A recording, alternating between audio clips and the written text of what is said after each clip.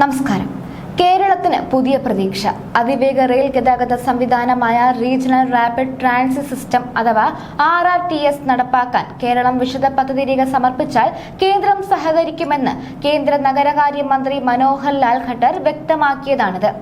രണ്ട് നഗരങ്ങളെ തമ്മിൽ ബന്ധിപ്പിക്കാൻ ഇതിലൂടെ കഴിയും.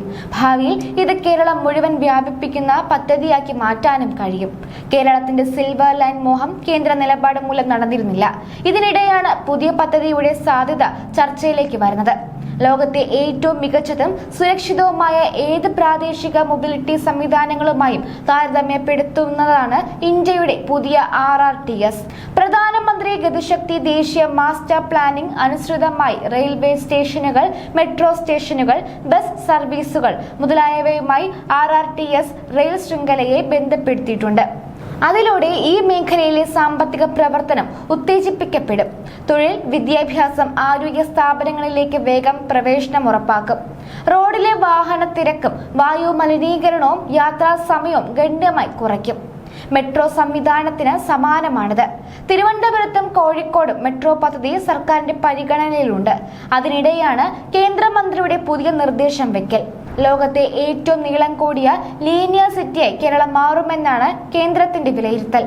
അങ്ങനെയെങ്കിൽ കേരളത്തിൽ ഉടനീളം സഞ്ചരിക്കാൻ കഴിയുന്ന റീജിയണൽ റാപ്പിഡ് ട്രാൻസിറ്റ് സിസ്റ്റം കേന്ദ്രം അനുവദിക്കുമോ എന്നതാണ് ഉയർന്ന ചോദ്യം. അത് സംഭവിച്ചാൽ ഫലത്തിൽ അത് സിൽവർ ലൈനായി മാറുകയും ചെയ്യും. മുഖ്യമന്ത്രി ഇക്കാര്യം ശ്രദ്ധയിൽപ്പെടുത്തിയിരുന്നുവെന്ന് കേന്ദ്ര നഗരകാര്യ മന്ത്രി മനോഹർ ലാൽ ഖട്ടർ വ്യക്തമാക്കി. വികസന കാര്യങ്ങളിൽ കേന്ദ്ര സംസ്ഥാന തദ്ദേശ സ്ഥാപനങ്ങൾ കക്ഷി രാഷ്ട്രീയത്തിന് അതീതമായി പ്രവർത്തിക്കണമെന്നും അദ്ദേഹം പറഞ്ഞു. കേരള അർബൻ കോൺക്ലേവ് ഉദ്ഘാടന ചടങ്ങിൽ മുഖ്യാതിഥിയായി സംസാരിക്കുകയായിരുന്നു ഖട്ടർ. കേരള അർബൻ കോൺക്ലേവ് രാജ്യത്തെ മറ്റ് നഗരങ്ങൾക്ക് വഴികാട്ടിയാണെന്നും ഇതിന് മുൻകൈയെടുത്ത മുഖ്യമന്ത്രിയെ അഭിനന്ദിക്കുന്നുവെന്നും കേന്ദ്രമന്ത്രി പറഞ്ഞു. ലോകത്തെ ഏറ്റവും നീളം കൂടിയ ലീനിയർ സിറ്റിയായി മാറാൻ സാധ്യതയുള്ള സംസ്ഥാനമാണ് കേരളം. കുറച്ചു വർഷങ്ങൾക്കുള്ളിൽ കേരളത്തിൽ 95% നഗരവൽക്കരണം പൂർത്തിയാകും. സമീപ ഭാവിയിൽ രാജ്യത്തെ ഏറ്റവും നഗരവൽക്കരണം കൈവരിച്ച സംസ്ഥാനമായി മാറുമെന്നും കേന്ദ്രമന്ത്രി പറഞ്ഞു. പ്രധാനമന്ത്രി ആവാസ് യോജന പദ്ധതിയുടെ 2ാം ഘട്ടം നടപ്പാക്കുകയാണ്. കേരളം എത്രയും വേഗം ധാരണാപത്രം ഒപ്പിടണം. നഗരവികസനം ഭരണഘടനാപരമായ ഉത്തരവാദിത്തം കൂടിയാണ്.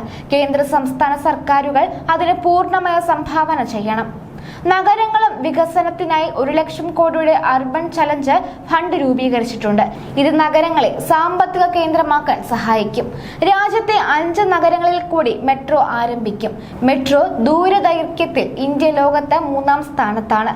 2ാം സ്ഥാനത്തുള്ള US-നെ 3 വർഷത്തിനുള്ളിൽ മറികടക്കും. കൊച്ചി മെട്രോയും ഇലക്ട്രോ മെട്രോയും മികച്ച പ്രവർത്തനമാണ് നടത്തുന്നത്. വിവിധ സംസ്ഥാനങ്ങൾക്കായി 10,000 ബസ്സുകൾ ഓർഡർ ചെയ്തിട്ടുണ്ടെന്നും മന്ത്രി പറഞ്ഞു.